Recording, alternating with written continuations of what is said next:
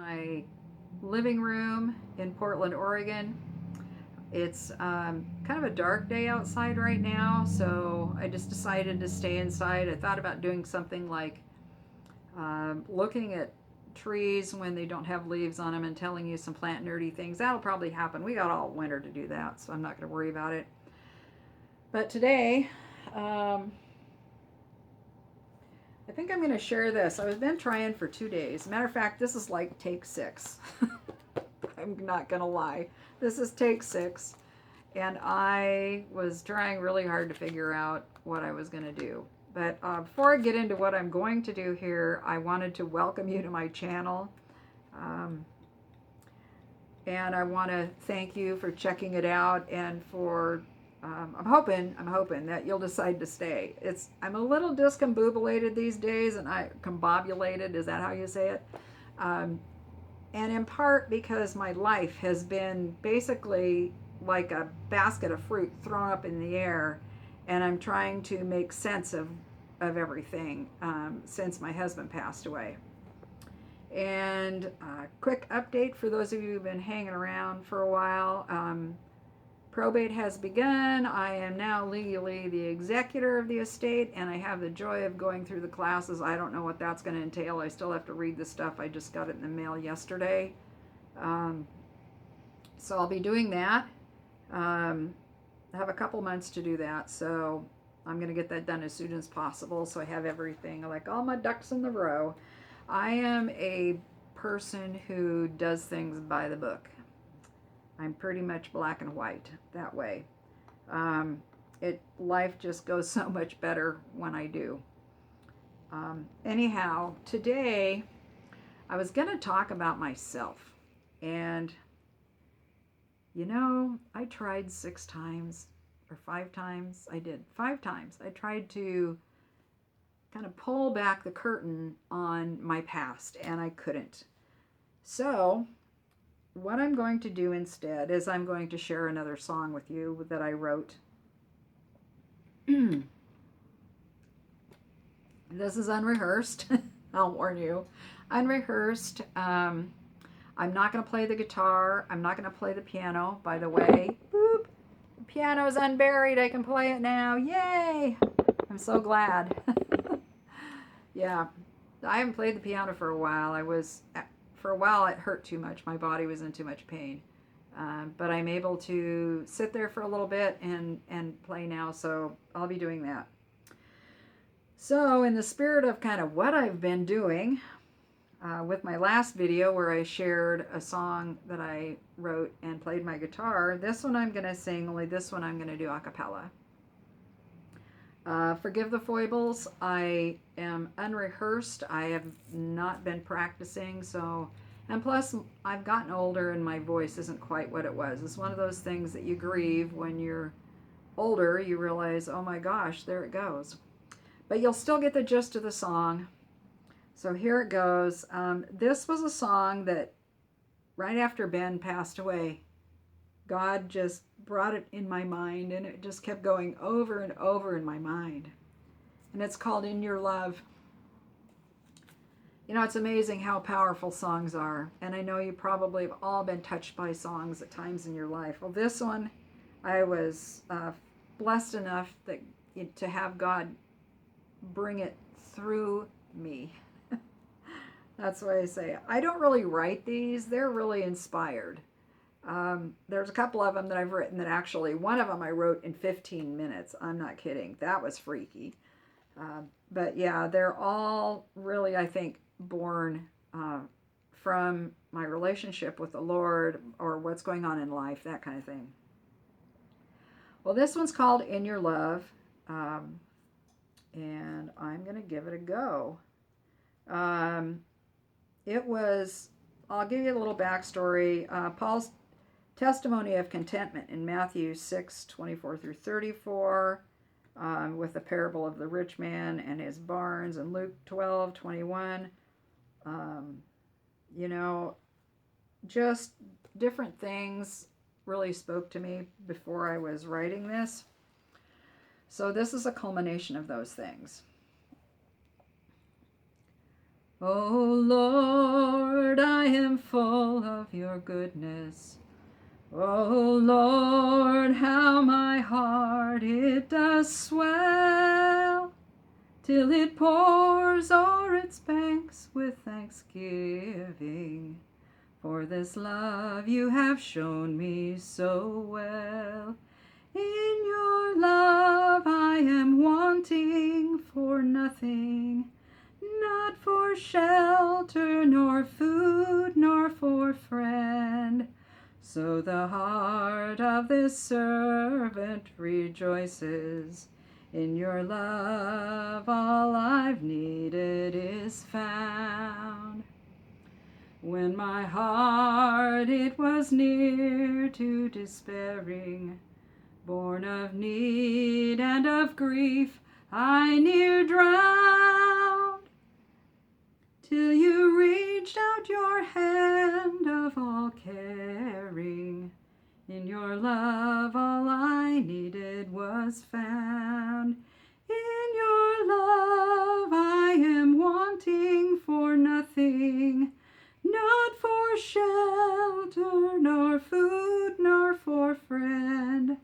So the heart of this servant rejoices.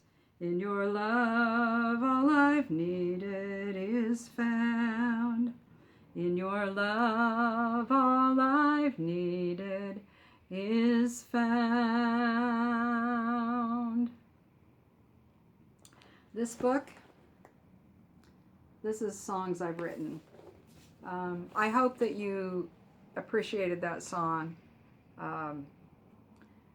I have some that are kind of silly. I have one called The Holier Song, which I'll sing that one. And there's one that I actually was taken from an old poem called The Moo Cow Moo that I got out of my grandmother's poetry journal. She had an old journal, like a ledger journal, and she would keep poems in there. And there was some that some of you might recognize, but the Moo Cow Moo was one that was for children. And I took it and set some music to it and played it during the centennial birthday of Isabel Zimmerman at the Zimmerman Heritage Farm. She had already passed away, but we were celebrating her birthday. It's actually a historic site just a few miles from my house that I actually managed the landscape in and did a lot of plant identification and so forth and so on. But it was also a farm that was run by women, strong German heritage, just some beautiful things there. The house was loaded with all kinds of furniture and things throughout the years from the time, let's see, they started living there in 1867, I think it was. There are these big, huge pound pear trees that were planted not long after that, I think 1874. They built the house, and then in 99, they added the front of it onto it. So it's a lovely Victorian home with a long history in our area. They also, the railroad, wanted to go through their property. And here's a true railroading story. Jacob Zimmerman, who was the father of this band, which was several daughters and the wife, he and his family went to Hawaii. And while they were gone, the railroad discovered they weren't home. And so they attempted to build the railroad through Jacob's land. And he had been refusing them because his land went past that. And so his cows wouldn't have any way to get back to the barn. And so while they were gone, they went ahead and they built. And when he got back, he sued them and he won. You don't mess with Jacob. So anyway, after Jacob's death, the Zimmerman women made a very productive farm business on this property, and it was actually a land grant. I think it was 60 acres originally. But it's a wonderful time capsule, and they have just all kinds of a collection there of family articles. None of it's borrowed. And even by national standards, this is rare. So it's really something because it gives you a snapshot into this family's life from beginning to end. Isabel lived there her entire life. And so when she passed away, donated the house to the East County Historical Society, and the land, or the house and the buildings, the land went to the city of Gresham. And unfortunately, there was no money given to maintain the house. So it's been in nonprofit hands for a long time. And they did get all the artifacts cataloged and all that, which has been great. It was a very long process, and it was really interesting to watch that process. However, unfortunately, plants are not treated with the same kindness as other things are, and so there was only some major things that were kept in place with regards to historical plants and stuff like that. One of the things I learned in working there and studying about the importance of plants, why did people bring plants with them? Why on earth would somebody take a rose cutting and stick it in a potato and bring it all that way in a wagon? Why the seeds? What was so important about these? And I got to thinking about it, and then I met Erica Calkins, who is a friend of mine who used to live here. I'm not sure where she is anymore. I've lost track of her. But anyway, she has a book called Hatchet, Hand, and Hoe. And I think these were her words, but it made this wild place feel more like home. If they could have plants they were familiar with, whether it was the hollyhocks that were at Mama's front porch, or it was starts of an apple tree, or maybe the pound pears that came with them, or whatever plant it was, peonies, irises, you name it. There's a whole bunch. Dame's Rocket was a favorite. They made it seem more like home, this wild place, and it was wild here. The Zimmermans were friends with one of the very last known Indians of a tribe that is now extinct here in the Pacific Northwest, that lived in that region right along the Columbia River. And so there's a really rich history. So if you're ever in the Portland area, look up the Zimmerman Heritage Farm. If they're not open on a specific day, you can call and get a private tour. They're more than happy to do that. And it really is a lovely home with a nice, rich history, and you won't be sorry you took the tour. But anyway, getting back to the Moo Cow Moo, yeah, we had on that big celebration, we had another friend of mine, Brad Price, who's a musician, and he played some, and I played the Moo Cow Moo, and that was a lot of fun. It was a great memory for me, and I love taking things and retooling them, or like a poem, or I've done it with Psalms. And then I did it with the Moo Cow Moo, and Hannah Hernard's book, Hanging Feet on High Places, one part of it I turned into a song, and that kind of thing. So that's another part of me. So I know this is a lot about music, a little about history, and I'm kind of talking fast.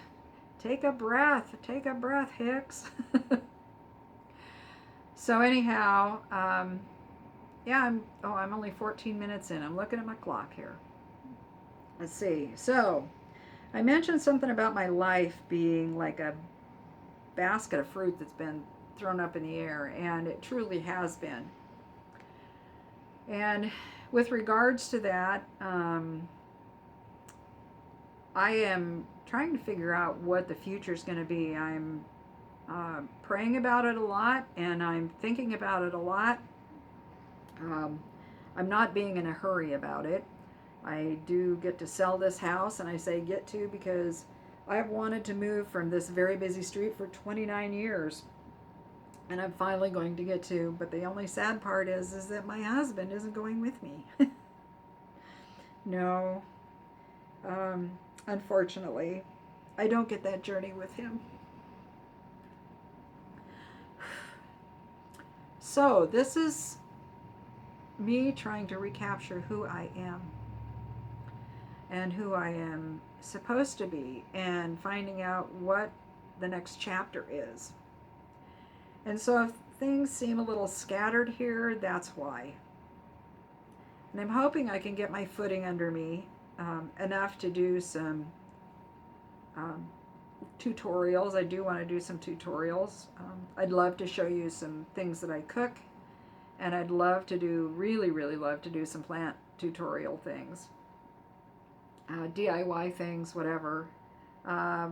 Right now I'm in just the beginning stages of probate. We'll see where that takes me, and plus we have to go through everything in the house and do an estate sale. You know how it is. When somebody dies, there's a lot of work to do. Well, most of that falls on my shoulders and those that are helping me. So if it's a little discombobulated around here, forgive me and please bear with me.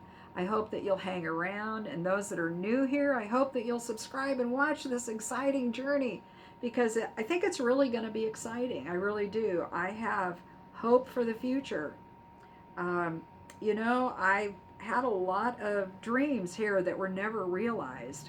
They were never meant to be realized. I'm understanding that now. And I'm really good at coming up with ideas, or, oh, we could do that, or we could do this. And I mean, I could wear somebody out. But I know that there's something out there for me in the future. Things that I want in the future.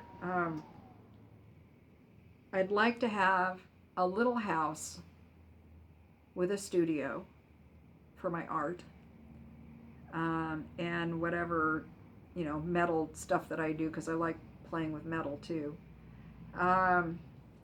And I would like to have a garden. I don't need a big garden.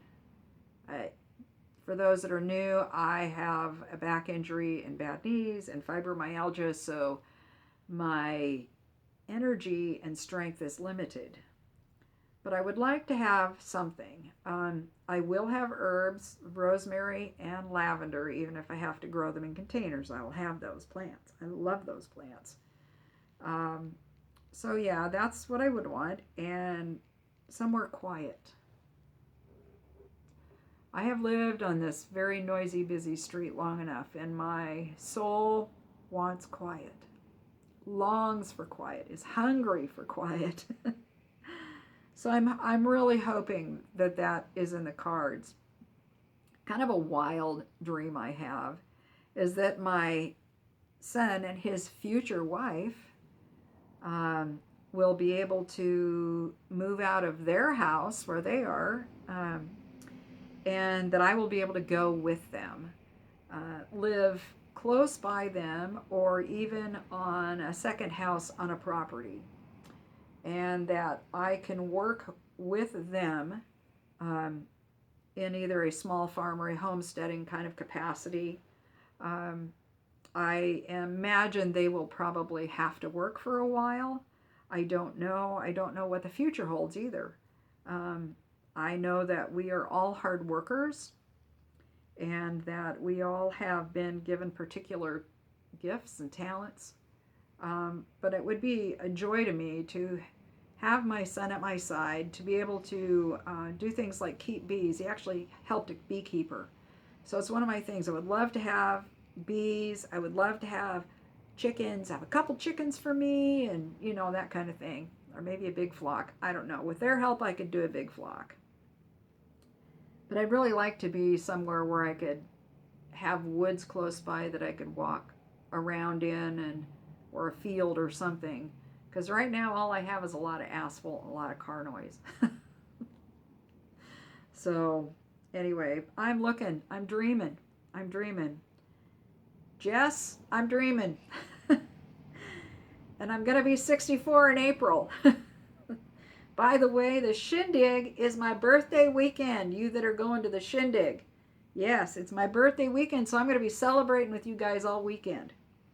I'm sure that this year is going to be an interesting year celebrating my birthday because I don't think I'm going to be home for my birthday. I think this will be one of the first times. Plus, I'm celebrating it single.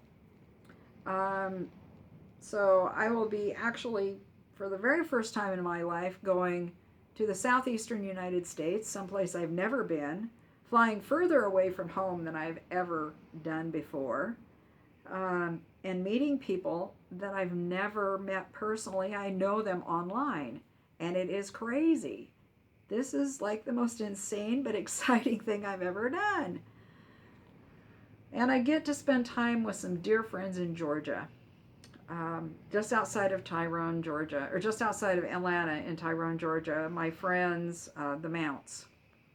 And I'll be able to see about Operation Mobilization, and I'm leaving it open. If God wants me to spend some time down there, then I need to be open to that, in spite of the fact I hate the humidity. I know. I said on the phone to Kevin that you couldn't get me to move down there because of the humidity, but it's whatever God wants, because I know that'll bring the most satisfaction and joy into my life. But I do really want to be close to my family. I've been an hour from them with a crummy car that made it dangerous for me to drive that hour sometimes, so I didn't spend a lot of time with them. And I want to recapture some of that. So that's kind of where I'm at. I know this was a lot of gabbiness, and I hope that you found it interesting. I almost feel kind of guilty. Please forgive me.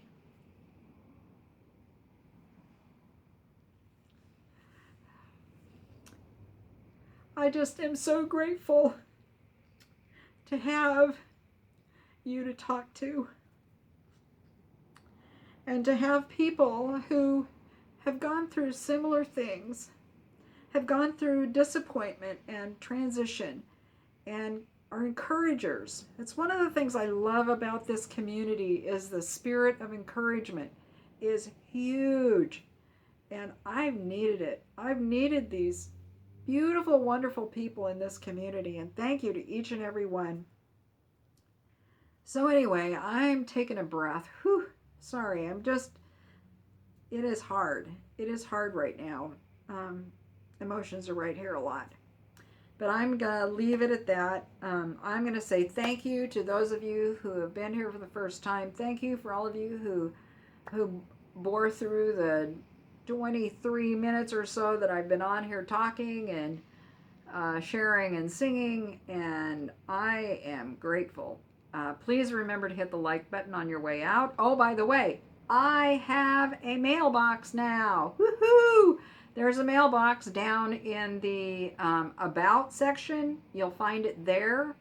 I'll try to remember to link it in the description on this too, so you've got it there for the time being, but it will always be in the About section. Yeah, it's an off-site mailbox, so you can send notes and those kind of things. But I would love to hear from you. I would love it. I probably should say goodbye.